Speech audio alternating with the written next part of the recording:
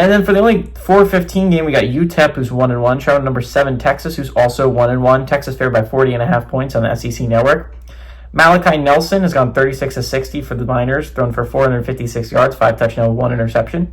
Hassan Wilson has had 8 carries for 117 yards and a touchdown, and Kenny Odom's had 14 catches for 221 yards and 2 touchdowns. Arch Manning has gone 36 of 60, thrown for 465 yards, 5 touchdowns, 2 interceptions. CJ Baxter's had 23 carries for 104 yards, and Parker Livingston has had 6 catches for 175 yards and 3 touchdowns. Texas is 6-0 against UTEP all time. From 1930 to 2020, Texas has won all of them. Texas is 5-0 when they're playing at home, and the closest game was 16 points. These two teams have not played close very often.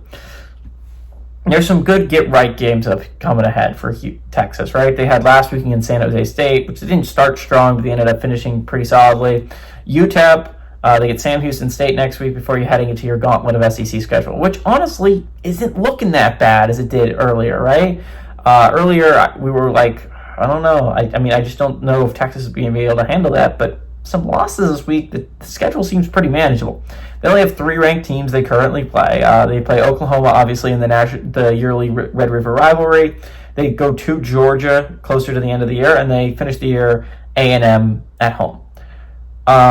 So if you're looking at it from that schedule, Texas needs to go 2-1 in those games. And while that's going to be hard, right? Like all 3 of those teams I just listed are not going to be easy wins. They're going to be games that you're going to have to fight and scratch to try and win.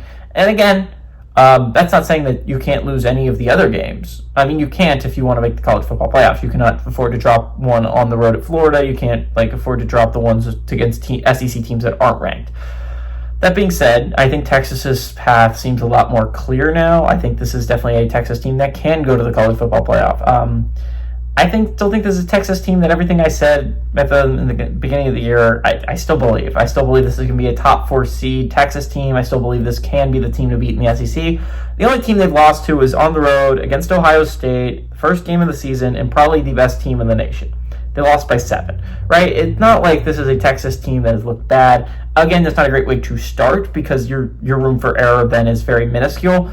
But as things go, I think the Longhorns are fine. I think they'll be fine to put themselves in a spot where they can go to the college football playoffs. They got to go 2-1 in those games, but I still think everything is in front of them. If you're Texas, a conference championship is right in front of you. This is still a team that can be a top 4 seed. So I like the Longhorns a lot here. They're going to win, and UTEP is just not good enough to even keep this close. Give me the Longhorns to win and cover at home.